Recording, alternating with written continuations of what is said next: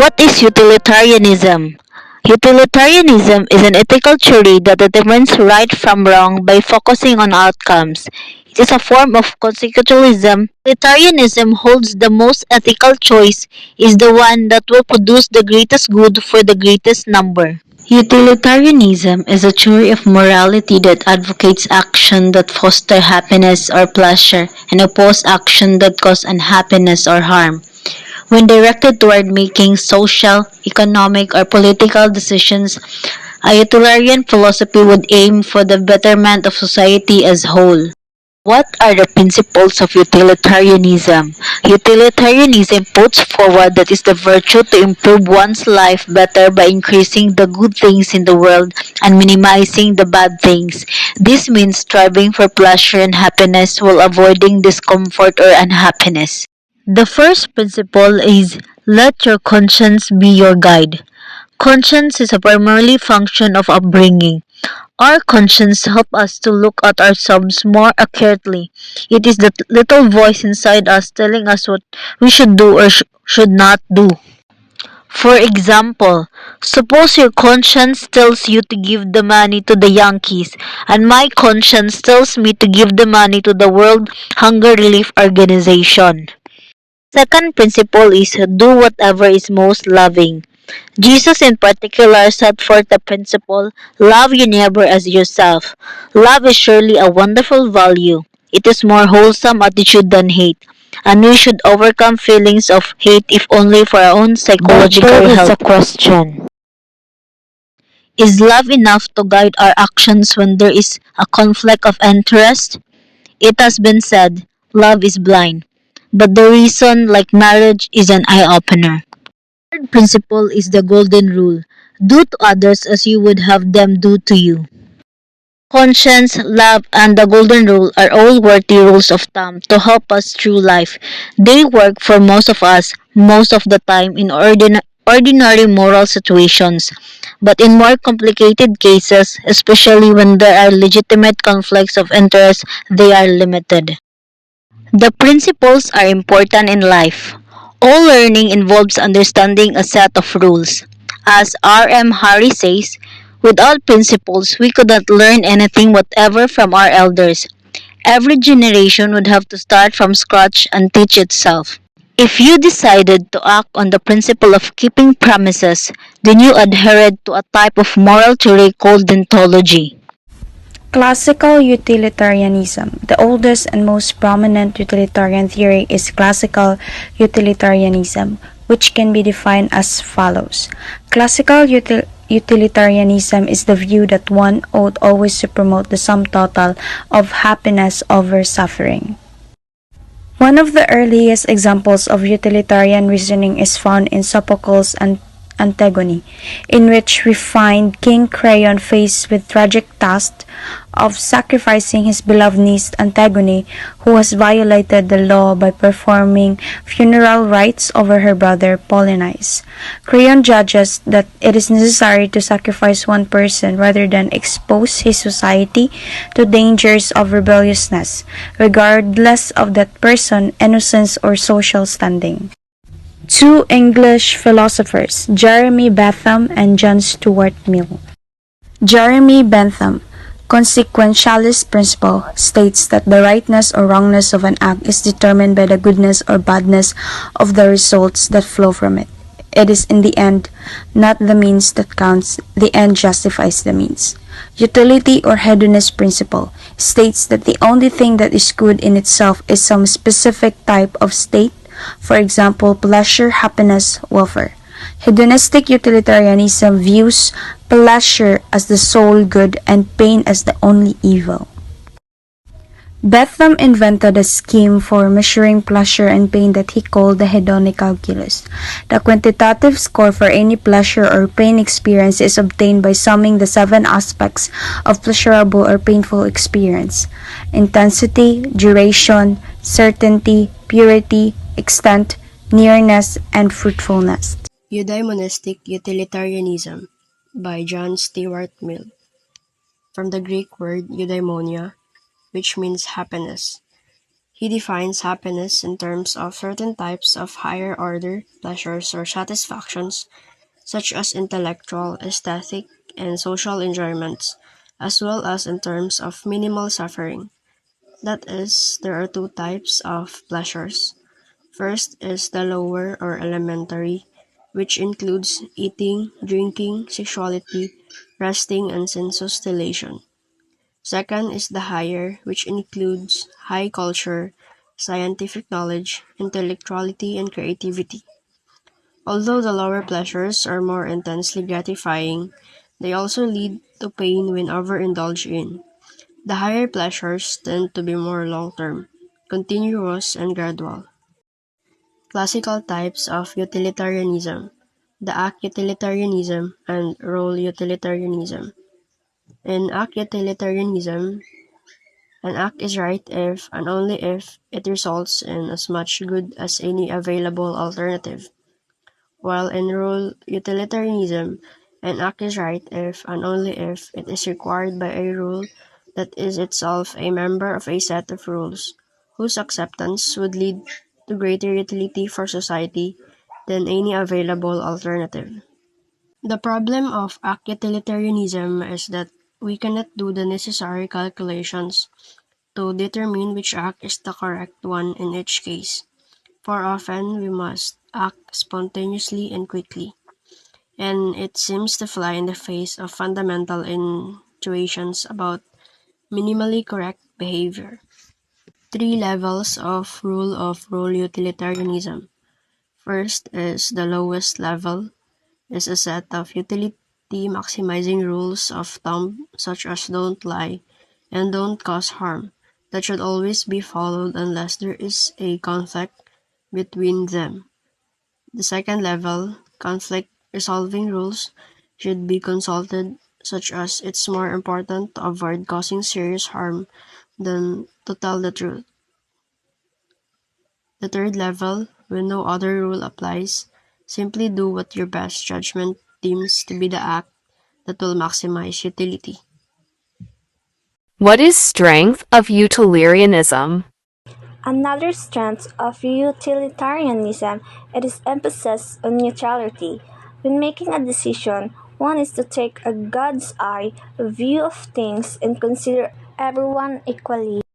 The first attraction or strength is that it is a single principle, an absolute system with a potential answer for every situation. To what will promote the most utility is good to have a simple action guiding principle what is applicable to every occasion. Even if it may be difficult to apply, life's not simple. The second strength is the utilitarianism seems to get to the substance of morality. It is not merely a formal system but simply sets forth broad guidelines for choosing principles but offer no principles such as the guideline to whatever you can universalize. Rather, it is a material core which should promote human and possibly animal flourishing and reduce suffering. The third strength of utilitarianism is that it is particularly well suited to address the problem of posterity, namely, why we should preserve scarce natural resources for the betterment of future generations of humans that do not yet exist. Expressed rhetorically, the question is why should I care about posterity? What was posterity ever done for me? What is posterity? Posterity is all future generation of people. What does for posterity mean? Posterity is a noun meaning future generations. These people of the future could be your children and great great grandchildren or any people who are born after you. Criticism of utilitarianism. Utilitarianism has been around for several centuries, but to have been its critics. And we need to address a series of standards objection to utilitarianism before we can give it a philosophically clean bill of health. What is criticism of utilitarianism? Many critics argue that utilitarianism is too demanding because it requires us to always act such to bring about the best outcome. Problems with formulating utilitarianism. Utilitarianism, a philosophy that emphasizes the greatest happiness for the greatest number, faces challenges in determining which variable to prioritize. The formula "the greatest happiness for the greatest number" may conflict with the idea of spreading happiness to the greatest number or maximizing happiness in society. Problem with formulating utilitarianism. Perhaps the greatest difficulty with utilitarianism is that it fails to take into account consideration of justice. The comparative consequences objection. Utilitarianism challenges the idea of superhuman ability to predict long-term consequences of actions.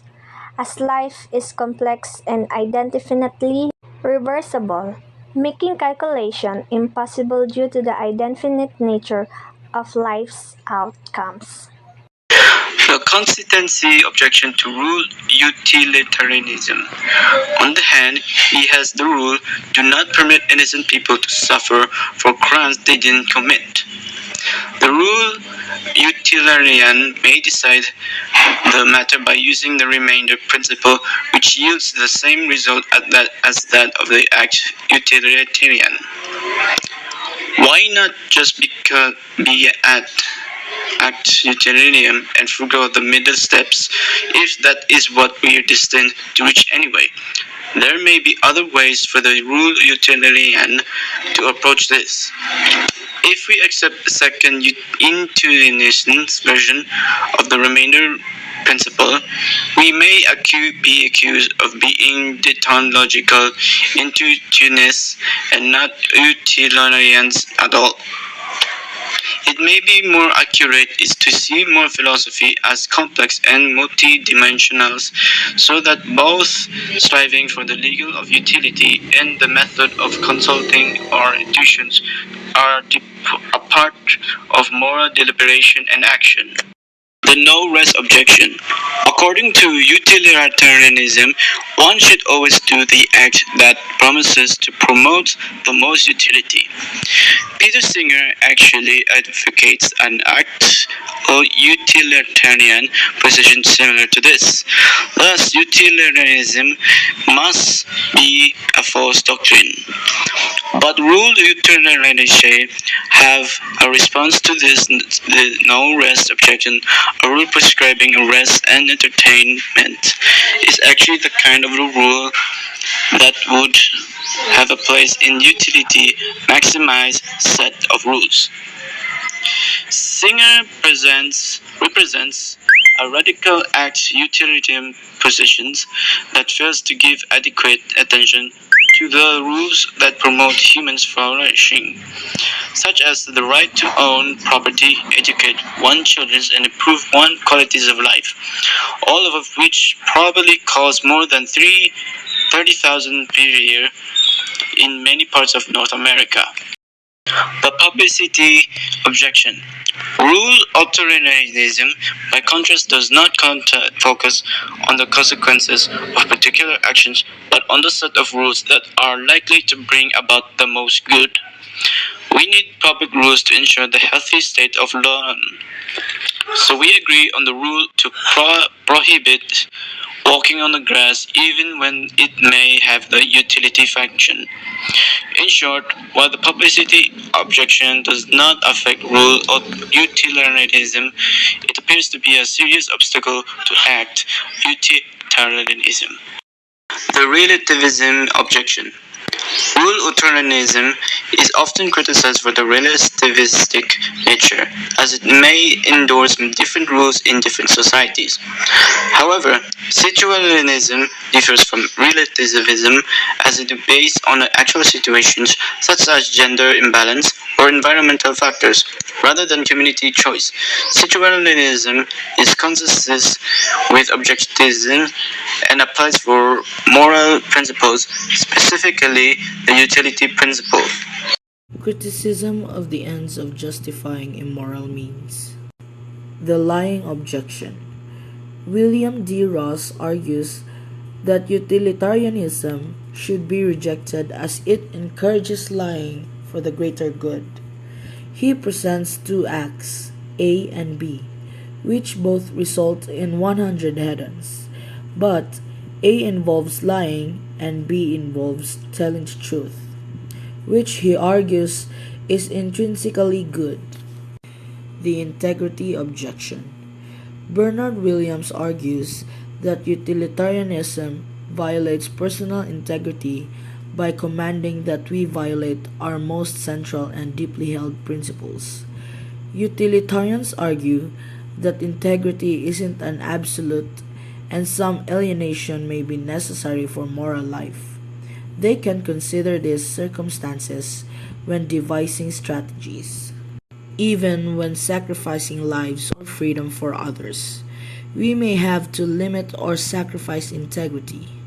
The utilitarian doctrine of negative responsibility suggests that we are responsible for both knowingly allowed and committed evil.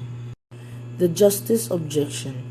The utilitarian response suggests reconsidering the importance of truth telling and personal integrity, especially when considering the challenges of addressing justice standards that many believe should not be compromised.